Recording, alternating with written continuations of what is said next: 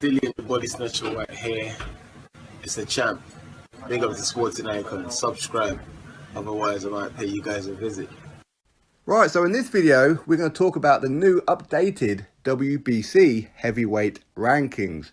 Now, I'm not going to talk too much else about the WBC outside of these rankings because, as we already know, I've done a couple of videos on it before where the WBC, let's be honest, at the best of times are complete clowns, they're complete muppets, where they are incapable of making correct decisions without showing favoritism and bias towards PBC, towards Wilder, towards anything PBC related, okay, and just complete idiots. So what we're going to do is we're going to have a look at the top 15 rankings, and these are the new ones for the WBC. We're going to start off with number 15, Charles Martin. Why, oh why is Charles Martin in the top 15 of the WBC? For me, I could probably name about another 10 fighters out there that, in my opinion, should be above Charles Martin. But ultimately, he's not a bad fighter. I know a lot of people do consider him to be somewhat of a bit of a bum because he sat down on his backside, took the payday with Anthony Joshua. He bottled it, is what happened. But when he fought Adam Karnacki, he did show a lot of mettle, no doubt about it. Anyway, he is in the top 15. I think most people would agree. He shouldn't be, but he is. Number 14, Michael Hunter. Now, he's putting on a hell of a showing since he turned to the heavyweight. Listen, he did very, very well at cruiserweight, of course. He's only got one defeat on his record, which happened to be against Alexander Usyk, where he went the distance with and was very competitive in that fight. But at heavyweight, he's got a pretty stellar resume. And on December the 7th in Saudi Arabia, on the Joshua Ruiz undercard, Michael Hunter will be taking on Alexander Povetkin. So Michael Hunter is not afraid of a challenge. So for me, in the top 15, certainly. Number 13, can you believe it? Dominic Brazil. One of the most inactive fighters in the heavyweight division. And last time he had a fight against Deontay Wilder, he went all amateur. He had zero game plan and walked straight into a huge punch from Deontay Wilder. Tried to counter him with a hook, which is ridiculous considering the reach of Deontay Wilder's big right. So again, for me, Dominic Brazil, you should not be in the top 15 at all. In fact, you shouldn't even be spoken about right now. But either way, WBC, they do have him there. Number 12. Joe Joyce. Joe Joyce is doing pretty well considering that he's only had like a dozen or so fights. But already at this stage of his career, he does have a couple of good wins on his resume. Of course, probably the better one will probably be Bryant Jennings, of course, in that one. But he's been challenging for the European title. He's been chasing that one as well. So we should get confirmation real soon, unless I've already missed it, where he could be fighting Marco Huck for the European heavyweight title. Again, I don't quite know why Marco Huck would even be in there, but he is. But Cabello, he did pull out of negotiations, which is why Joe Joyce is there. But Joe Joyce is doing very, very well so far, and I have no issues with being him in the top 15. Not too sure about 12, maybe a bit higher, a bit lower, depends on what it is that you guys want. Number 11, Ivo Cabello. He's a German fighter. Of course, he vacated the European title, as I was just saying there, because he didn't want to have to fight Joe Joyce. But where's he going from here? Who knows? In fact, I haven't even had a look at to see who it is that he's fighting, when he's fighting, and what's going on. But I believe that he's part of the top-ranked team now. So again, he's going to have a very, very limited pool of fighters. Top rank can't seem to attract good opponents for their own heavyweights. But either way, Ivo Cabello, he is undefeated, former European heavyweight champion. As I said, he vacated it. And probably his best win is probably Derek Chisora, which happened in Monaco, Monte Carlo, about 2 years ago now, against Derek Chisora. So anyway, there's that one. Number 11, Philipp Herkov. Young fighter, 9-0. Very, very good. Well, I say young fighter, he's not that young. But considering that he hasn't had that many fights, he does appear to be quite an avoided fighter. And I don't really want to say it, but I think Joe Joyce would have to go in there as well, where he has flatly refused to fight Philipp Herkov in the heavyweight division. But a lot of people, they look at Herkov and think, you know what, I don't want any of that kind of smoke. He's a very, very big hitter. He's very, very intelligent in the ring. And he's one of these guys that you could put him in there with anybody and you just couldn't write him off. So again, I have no issues whatsoever with Philipp Herkov being ranked in the top 15. Number 10, Derek Chisora. Of course, he's coming over a victory over David Price.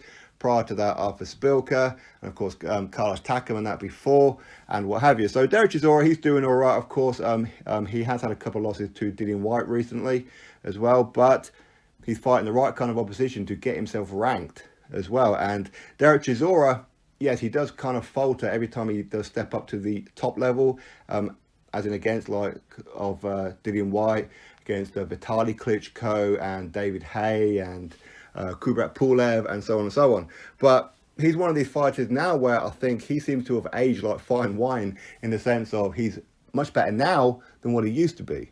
So you could put him in there with pretty much anybody and you just couldn't guarantee that he's going to lose that fight. But a lot of it is down to Derek Chisora's mindset going into a fight. Either way, Derek Chisora is in the top 10. Number 9, Oscar Rivas. Of course, he's coming over a loss for Dillian Whyte.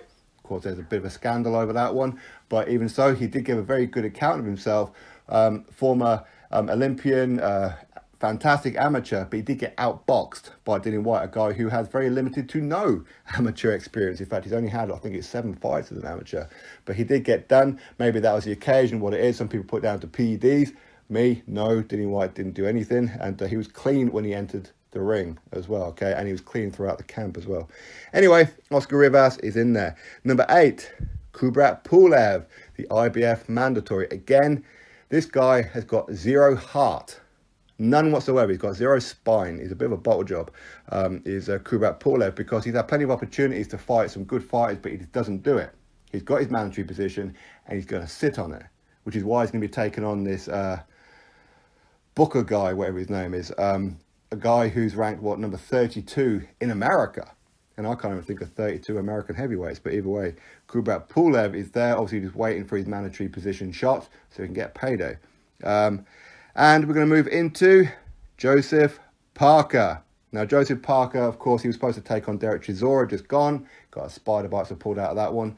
But, of course, former WBO World Heavyweight Champion. 2 losses on the record to Anthony Joshua when he went the distance with. And, of course, when he went the distance with Dillian Whyte. And, of course, gave himself a very, very good account of himself in that fight as well. But Parker, he's one of these guys that he will fight anybody. I know a lot of people are saying how he bottled it against Chisora. I don't think so at all. And I do believe we will see him versus Derek Chisora next. And let's move into Adam Karnacki. Now, Adam Karnacki, Polish-American heavyweight. Very, very good friends with Big Baby Jarrell Miller. Very, very fast hands. In fact, he's probably an ideal sparring partner for Anthony Joshua as he prepares to take on Andy Ruiz Jr. But of course, that isn't really going to happen, or I don't believe it'll happen, because of his friendship with Big Baby Jarrell Miller. So I don't think that he's really going to be helping Anthony Joshua. But again, very, very good resume. In fact, he's got some victories over former Deontay Wilder opponents, where he has actually finished off those opponents in double quick time, such as Gerald Washington, such as Arthur Spilker, and so on. So Adam Karnacki looking the real deal, looking very, very good. And again, he's one of these fighters that he does go under the radar, but he's a PBC fighter, so he's there to be fighting Deontay Wilder at some point. Okay, so but again, they'll probably keep him busy, much like I did last time out with a Chris Arreola. They'll probably I don't know, rematch him with Charles Martin or whatever, I don't know. But either way, Karnacki is up there as well. Then, of course, we've got number 4, Alexander Povetkin. Povetkin, of course, stellar resume. 2 losses on his resume. 1 way back when to Vladimir Klitschko, where he went the distance. And, of course, about a year or so ago when he lost to Anthony Joshua at Wembley Stadium. So, Povetkin, recently a victory over Hughie Fury. And, of course, he's going to be taking on Michael Hunter next as well. So, Alexander Povetkin, he's arguably got one of the best resumes in the heavyweight division. And he's not a guy that too many people really want to fight. But a lot of people will look at him and go, oh, he's really, really old and he's past it and blah, blah, blah. Which is why they didn't give Anthony Joshua any kind of credit, which is ridiculous to me, considering that he's actually younger and more accomplished than Luis Ortiz. Speaking of which, he's number 3, Luis Ortiz from Cuba, going to be taking on Deontay Wilder at the tail end of next month. And we fully expect Deontay Wilder to dispatch him without any real kind of trouble, probably in the first 2 or 3 rounds, to be fair. Wouldn't surprise me if it's the first round knockout as well. Luis Ortiz looked terrible in his last couple of fights, really, really looking his age. But, of course, WBC, they want to give that fight a bit of a credibility, so they've ranked him at number 3. Number 2, Tyson Fury, the lineal heavyweight champion of the world. Whether you buy into that, whether you don't. Had 2 fights since he did defeat Deontay Wilder, so he should actually be the champion, but they gave him a scored draw, so they screwed him out of the win. And he's got a fight tomorrow in Saudi Arabia. against Braun Strowman in the WWE. After then, if everything goes okay, no injuries, and if Wilder was to win, of course, against Luis Ortiz, he's going to be fighting Deontay Wilder February 22nd by all accounts, and then again, a fight after that. Number one is Dillian Whyte. He should be the mandatory and the WBC interim world heavyweight champion, but again, WBC being WBC, you know what they're like.